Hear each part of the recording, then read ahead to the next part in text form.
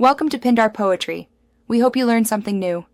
In this video, I will explain how to get cotton candy and grow a garden updated.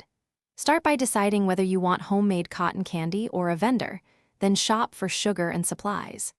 Next, pick garden seeds suited to your climate and sunlight, prepare soil with compost, and mark planting rows. Combine short snack breaks with quick garden tasks to keep energy up, and enjoy both sweet treats and fresh homegrown produce. Want cotton candy fast?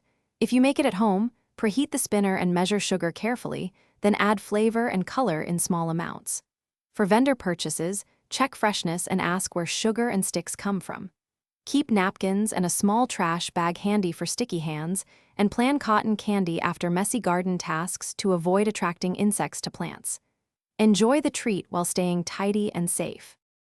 Begin your garden by testing soil and adding compost to boost fertility, then choose seeds that match your space and skill level. Start small with containers or a raised bed, and follow spacing and depth guidelines on seed packets for best results. Water in the morning, mulch to retain moisture, and check for pests each week.